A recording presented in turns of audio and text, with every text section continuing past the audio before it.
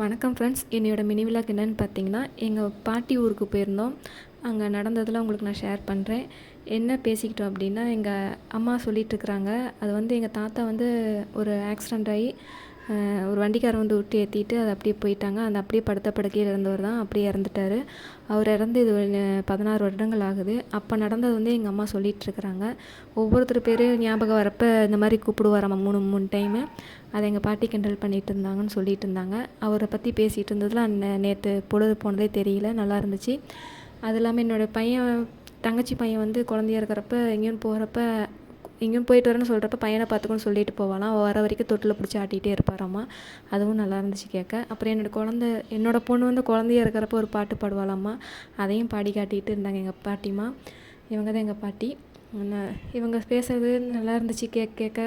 எப்பயோ ஒரு டைம் போவோம், அதனால் ரொம்ப சந்தோஷமாக இருந்துச்சு. நேற்று ஒரு பொழுது நல்லபடியாக போச்சு. அது இல்லாமல் எங்கள் மாமாவோட மினி பேக்கரி இருந்தது. அங்கே போய் சரி டீ சாப்பிட்லான்ட்டு எல்லாம் கிளம்பிட்டோம். அங்கே வந்து மாமா தான் டீ மாஸ்டர். எல்லாமே டீ நல்லா போடுவாங்க. இஞ்சி டீ போடுவாங்க, நல்லாயிருக்கும். பலகாரமாக அவங்களே போடுறாங்க. பெருந்தூர் சைடு வந்து நீங்கள் போயிருந்தீங்கன்னா, அந்த பேக்கரிக்கு போயிருந்தீங்கன்னா எங்களுக்கு சொல்லுங்கள்.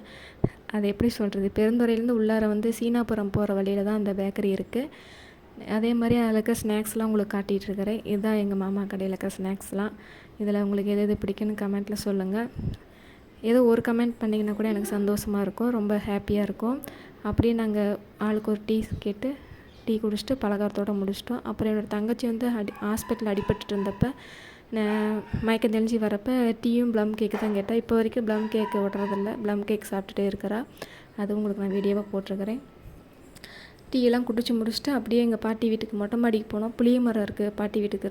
ரோட் சைடு இப்போ வீடு தான், மெயின் ரோடு தான். அங்கே புளிய மரம் இருந்துச்சு. புளியங்க நிறையா கொத்து கொத்தாக காய்ச்சி இருந்துச்சு, நிறையா இருந்தது. இன்னும் 2 மாதம் போனால் நல்லா காஞ்சிரும். அப்போ போய் கொஞ்சம் பொறிச்சிட்டு வருவோம். போன ஒரு 6 மாதத்துக்கு முன்னாடி கூட போய் பொறிச்சிட்டு வந்தோம். நல்லா இருந்துச்சு புளி. அப்படியே சூரியன் மெல்ல மெல்ல மறைஞ்சிட்டே இருந்தார். நாங்களும் அதேமாதிரி மெல்ல மெல்ல கிளம்பிட்டோம் எங்கள் ஊருக்கு. எங்கள் சேனல் பிடிச்சிருந்தால் லைக் பண்ணுங்கள், ஷேர் பண்ணுங்கள், கமெண்ட் பண்ணுங்கள்.